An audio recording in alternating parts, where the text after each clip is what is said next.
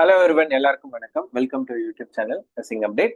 So day 27 of NORCET 10 MCQ மேரத்தானில் இன்னைக்கு என்ன கொஷின்ஸ் இருக்குங்கிறத பார்த்துடலாம். First question, what is asymmetrical enlargement of uterus in lateral implantation known as? So lateral implantation ஆனதுக்கப்புறம் uterus வந்துட்டு ஏசிமெட்ரிக்கலாக என்லார்ஜ் ஆகும். அதோட டெர்மினாலஜி என்னன்னு கேட்டிருக்காங்க. ஆப்ஷனில் Hegar sign, Piskacek sign, Osiander sign, Palmer sign இருக்கு. Okay, we'll see one by one. What is Osiander sign? Pulsation felt in lateral fornix. Lateral fornixல உங்களுக்கு ஒரு 6 to 8 weeksல வந்துட்டு pulsation feel ஆகும். அது பேர் தான் Osiander sign. Hager sign. What is Hager sign? By manual examination. ரெண்டுமே ஆக்சுவலா Hager சைனும் சரி பாமர் சைனும் சரி பை மேனுவல் எக்ஸாமினேஷன் பண்ணும் போது பாமர் சைன்ல என்ன இருக்குன்னா யூட்ரைன் கன்ட்ராக்ஷன் எலிசிட்டேட் பண்ணுவோம். பை மேனுவல் எக்ஸாமினேஷன் பண்ணும் போது யூட்ரைன் கன்ட்ராக்ஷன்ஸ் தெரிஞ்சிச்சுன்னா அது Palmer sign. Hegar sign by manual examination பண்ணும் போது லோயர் செக்மெண்ட் ஆஃப் யூட்ரஸ் வந்து சாஃப்டன் ஆகும். அது பேர் வந்துட்டு ஹேகர் சைன். மீதி இருக்கிறது தான் answer. Piskacek sign is the answer. What is Piskacek sign? Asymmetrical enlargement. ஏசிமெட்ரிக்கல்னா என்ன? யூட்ரஸ் வந்துட்டு ஏனோதானோன்னு என்லார்ஜ் ஆகும். ஓகே, இதான் ஃபர்ஸ்ட் ஸ்டார்டிங் தான் ஸ்ட்ரெயிட் லோ, அதாவது அம்பிளிகஸ் இப்படி இங்க இருக்கு அப்படின்னா ஏசிமெட்ரிக்கல்னா ஒரு பக்கம் சின்னதாகவும் இன்னொன்று பக்கம் பெருசாகவும் என்லார்ஜ் ஆகும். அது பேர் தான் ஏசிமெட்ரிக்கல் என்லார்ஜ்மெண்ட். இந்த கொஸ்டினுக்கான ஆன்சர் பிகாஸ்கி சைன் தான். மற்ற ஆப்ஷன்ஸும் என்னென்னங்கிறத சொல்லிட்டேன் நான். நெக்ஸ்ட் கொஸ்டின் பார்க்கலாமா? What is the major galactokinetic hormone? The term galacto means milk, breast milk. Kinesis means ejection. Hormone responsible for milk ejection is oxytocin தான். ரொம்ப சிம்பிள் தான். ஆனா நம்மளுக்கு என்ன தெரிஞ்சிருக்கணும்? galactokinesisனா என்னன்னு தெரிஞ்சிருச்சுன்னா ஆன்சர் எழுதிருங்க.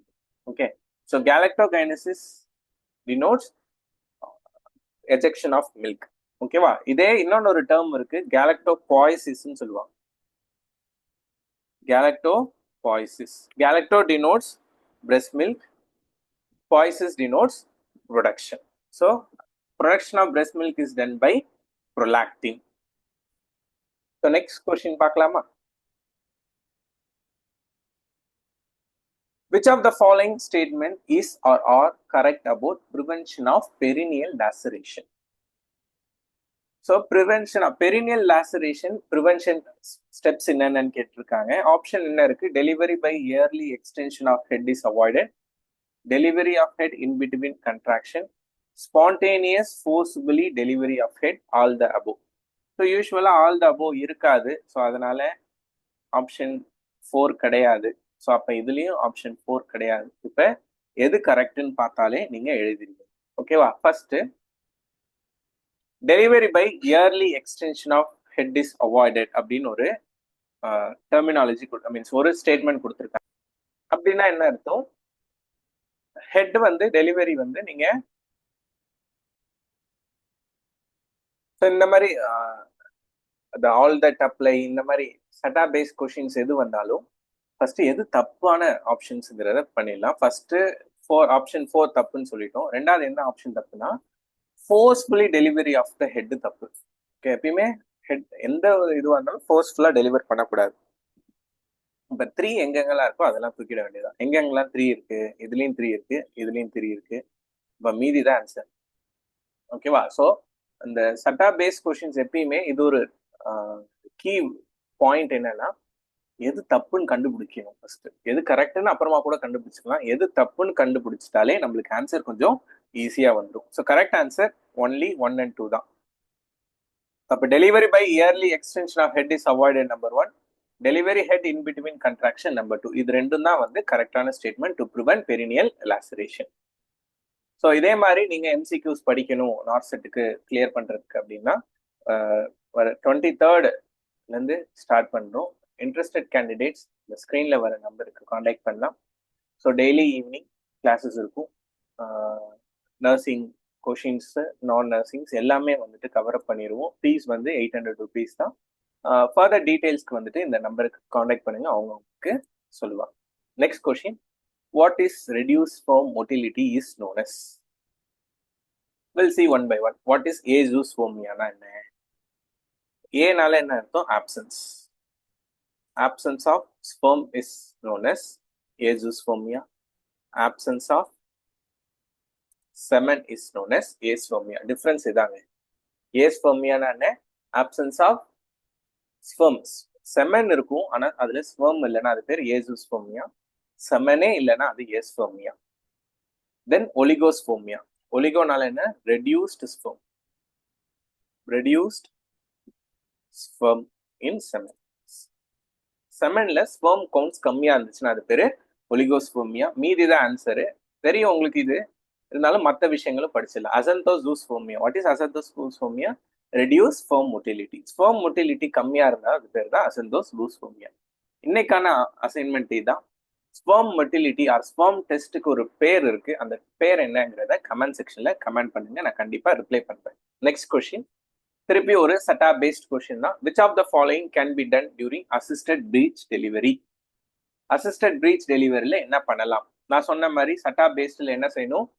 எது இல்ல அதை வந்து வெளியே எடுக்கணும். எது இல்ல ஆல் ஆஃப் த அபோவ் கிடையாது, மோஸ்ட் ஆஃப் த டைம் இருக்காது, அதனால ஆல் ஆஃப் த அபோவ் எடுத்துடலாம். Then never to push correct, அப்போ ஆப்ஷன் 1 கரெக்டான விஷயம். 2 or 3 தான்.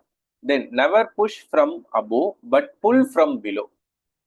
Then option 3, never pull from below but push from above. So assisted breech delivery ல never push from above but pull from below பண்ணக்கூடாது. அப்ப answer என்ன? 1 and 3 தான். never rush, never to rushம் பண்ணக்கூடாது, never pull from below but push from above can be done. So answer 1 and 3 தான். Next question, what is the ideal time for episiotomy? இதுவும் same. இன்னைக்கு questions எல்லாமே கொஞ்சம் அப்ஸ்டெட்டிக்ஸ், ஏன்னா கேட்டிருந்தாங்க சில வியூவர்ஸ் அப்ஸ்டெட்டிக்ஸ் கொஷின் ஆட் பண்ண சொல்லி, அதனாலதான் அதுவும் செட்டா பேஸ்டா கொஞ்சம் ஆட் பண்ணியிருக்கேன். ஐடியல் டைம் ஃபார் எபிசாட்டமி என்ன? when perineum is bulged and thin, just prior to crowning, during relaxation, all the above. ஓகேவா? So same all the above இருக்காது. அப்புறம் வேற என்ன தப்பு? when perineum is bulged and thin, அப்ப பண்ணக்கூடாது. ஓகே, அப்ப என்ன ஆகும்? It will be become more. So அப்ப மீதி 2 தான் answer. Just prior to crowning and during relaxation. Okay, இது 2 தான் கரெக்டான ஆன்சர். Only 2 and 3. ஏன் யூட்ரஸ் ரிலாக்ஸ்டா இருக்கும் போது எபிசாட்டமி பண்ணணும். ஏன் கண்ட்ராக்டரா இருக்கும் போது பண்ணீங்கன்னா என்ன ஆகும்? ப்ளீடிங் சான்சஸ் அதிகமாகும், அந்த ஸ்பேஸ், அதாவது அந்த சைஸ் ஆஃப் எபிசாட்டமி பெருசாகும். தென் எப்ப பண்ணணும்? ஜஸ்ட் ப்ரையர் டு க்ரௌனிங் தான் பண்ணணும். ஏன்னா அதுக்கு முன்னாடியே நீங்க பண்ணிட்டீங்க அப்படின்னா என்ன ஆகும்? அதுவும் ப்ளீடிங் ஹையர் ஆகும், அதான் பிபிஹெச்க்கான சான்சஸ் அதிகமாகும். ஸோ கரெக்ட் ஆன்சர் 2 and 3 தான். Next question, which of the following is done for the management of acute mastitis? What is mastitis? Inflammation of breast is known as mastitis. Management of mastitis என்ன? breast support கொடுத்திருக்காங்க, restriction of oral fluid, manual emptying of infected side with each feed, all the above. as usual all the above இருக்காது. ரெண்டாவது, இந்த question படிக்கலனாலே நம்ம answer எழுதிடலாம். Restriction of oral fluid. யூஸ்வலா இன்ஃப்ளமேஷன்ல என்ன பண்ணணும்? ஓரல் ஃப்ளூயிட் நிறைய தான் கொடுக்கணும், ஆனா என்ன கொடுத்துருக்காங்க? ரெஸ்ட்ரிக்ஷன் கொடுத்துருக்காங்க. அப்போ ஆப்ஷன் 2 எங்கெல்லாம் இருக்கு அதெல்லாம் எடுத்துருங்க. இது 2துலயும் இருக்கு, எடுத்துட்டா மீதி தான் ஆன்சர். மீதி என்னது? breast support to be done, then emptying of infected side with each feed. ஒரு ஃபீடும் பண்ணும்போது என்ன செய்யணும்? மீதி இருக்கிறது ஃபுல்லா எம்டி பண்ணணும், மேனுவலா எம்டி பண்ணணும். அப்பதான் என்ன ஆகும்? அந்த இன்ஃப்ளமேஷன் வந்துட்டு கொஞ்சம் கம்மி ஆகும். ஸோ கரெக்ட் ஆன்சர் 1 and 3 தான். Okay, next question, which of the following are immediate complication of pelvic inflammatory disease? PID, pelvic inflammatory disease ஓட immediate complication, முக்கியமான வேர்டு immediate தான். ஆப்ஷன்ல என்னென்ன இருக்கு? pelvic peritonitis, septicemia, pelvic peritonitis, dyspareunia, infertility and adhesion, infertility and ectopic. பார்த்தாலே தெரியுது இது கிடையாது, இன்ஃபெர்டிலிட்டி எக்டோபிக் கிடையாது. ஓகேவா? அப்ப மீதி 2 தான் இருக்கும். Pelvic peritonitis, septicaemia, pelvic peritonitis, டிஸ்பாரினியூரியாவும் இருக்காது. What is dyspareunia? Pain during குவைட்டஸும் இருக்காது. அப்ப மீதி என்ன? The immediate complication is peritonitis, நம்ம எல்லாருக்கும் தெரிஞ்சது. ரெண்டாவது என்னது? செப்டிசீமியா தான். So correct answer pelvic peritonitis and septicaemia. Option A தான் வந்துட்டு கரெக்டான answer. Next question, aptitude based question. Complete the series 1, 8, 27, 64. ஓகேவா? 1 ஓகே. 8 எப்படி வந்துச்சு? 8 எப்படி வந்துச்சுன்னு தெரிஞ்சா போதும். 8 எப்படி வந்திருக்கும்? 2 power 3 மா. 2 into 2 into 2. 2 2s are 4, 4 2s are 8. ஓகேவா? அதே மாதிரி 27 எப்படி வந்துச்சு? 3 into 3 into 3. 3 3s are 9, 9 3s are 27. அப்ப 64 எப்படி வந்திருக்கும்? 4 into 4 into 4. 4 4s are 16, 16 4s are 64. அப்ப அடுத்த சீரிஸ் என்ன? 5 into 5 into 5. 5 5s are 25, 25 into 5, 125. So correct answer is option C, 125 தான்.